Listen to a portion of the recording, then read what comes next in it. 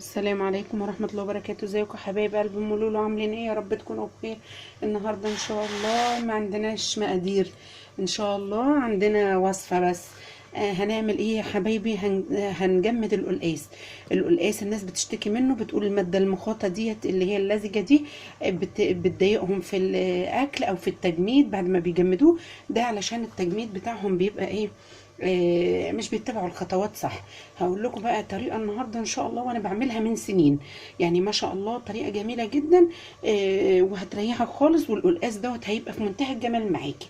احنا عندنا قلقاس متقطع ومتخرط، مخرطاه وغسلاه كويس جدا، غسلته كويس جدا جدا جدا لدرجه ان هو بيزيق من كتر الايه، الغسيل.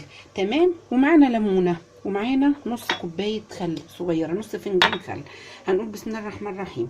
احنا القلقاس بعد ما قشرناه وغسلناه كويس جدا جدا، في ناس بتعمله من غير غسيل. انا بعد احترامي للاخوه كلهم اللي بيعملوه من غير غسيل، انا يعني بعمل، لازم اغسل القلقاس، لازم اغسل القلقاس. فدي حريه شخصيه. انا عامه طريقتي دي، وبسم الله ما شاء الله بتنجح معايا ومع اصحابي ومع كل الناس اللي بقول لهم عليها.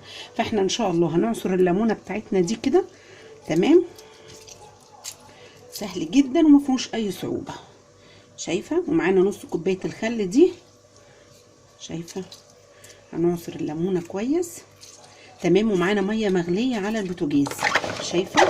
ما شاء الله بيزيق من كتر ايه، النظافه بتاعته. انا غسلاه كويس جدا جدا جدا لغايه ما الميه اللزجه دي تروح منه خالص. طبعا انا كده حطيته في الليمونه. تمام. شايفه؟ ما شاء الله ما شاء الله. شايفه القلقاس من قبل ما كمان تحطيه في الميه هيبقى في منتهى الجمال. شايفه؟ بسم الله ما شاء الله. كده ايه، احنا قلبنا القلقاس في الليمونه بتاعتنا.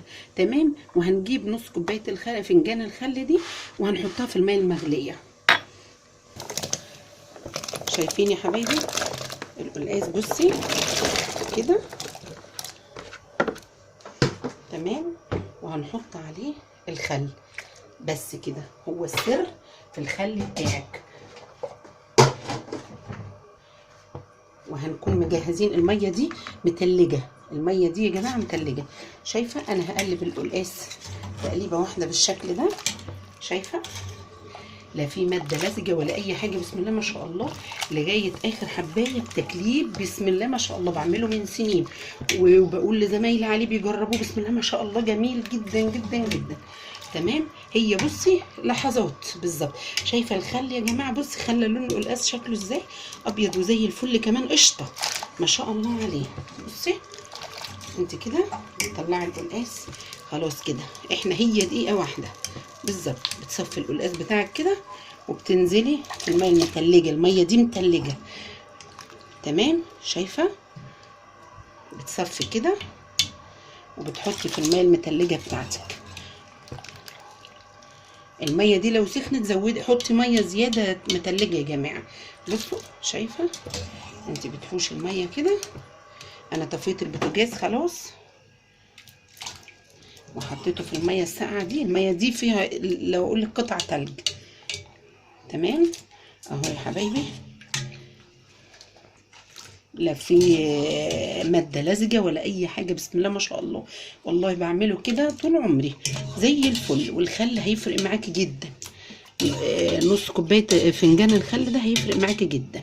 شايفه؟ احنا طلعنا الكميه كلها، وانا هبرده تاني عشان بص الميه دفيت. شايفه الميه بقت دافيه من كتر ايه، السخونه بتاعت القلقاس. فانا هحط ميه تانية متلجه وهرجع واقول لكم عملنا ايه. وهو يا حبايبي القلقاس بعد ما حطيناه في الميه المغليه وفيها خل. شايفه المنظر؟ بصي بسم الله ما شاء الله، ولا في ماده لزجه ولا اي حاجه. بسم الله ما شاء الله. انت كده انا بقى حطيته في مصفى. تمام. شايفه؟ حطاه في مصفى لغايه ما يصفي ميته، وبعد كده هحطه على فوطه. تمام. فوطه مخصوصه للمطبخ. وبعد كده هروح مجمداه، حطاه بقى في الاكياس اعبيه. تمام. ويبقى زي الفل ما فيهوش اي حاجه. خلاص. هحطه في اكياس التجميد، وهوريه لكم بعد ما يتهوى كده شويه على فوطه بتاعه المطبخ، علشان يبقى ايه، ما فيهوش نقطه ميه ولا في اي حاجه. شايفه؟ بسم الله ما شاء الله. شايفه زي الفل ما شاء الله، وما فيهوش اي حاجه ولا ماده لزجه، بسم الله ما شاء الله. شايفه بيزيق معايا اهو، شايفه عشان غسلاه كويس جدا جدا جدا، وحطيته في الميه اللي فيها خل، دي هتخليه بسم الله ما شاء الله لغايه اخر حبايه، وبجمده كده من السنه للسنه بيبقى زي الفل.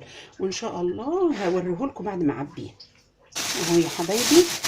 شايفه القلقاس، بصوا بتجمديه، شايفه ما شاء الله مفرول ازاي مش لازق في بعض من الماده اللازجه ولا اي حاجه، ما شاء الله. بصي بتطلعي الهواء بتاعه كده، وبعد كده بتقفلي على القلقاس. طبعا بتجمدي، هي يعني بتطلعي الكيس مره واحده، ما بترجعيش تاخدي نص وترجعي تاني، لا، هو الكيس على قد الاكله الوجبه بتاعتك خلاص. وبعد كده بتجمديه اهو، وبترصيه كده في الديب فريزر او في الفريزر العادي عندك، يقعد ما شاء الله لاخر حبايه. شايفه، اهم حاجه تخرجي الهواء منه بس كده، وتاكلوه بالف هنا يا حبايبي. والسلام عليكم ورحمه الله وبركاته.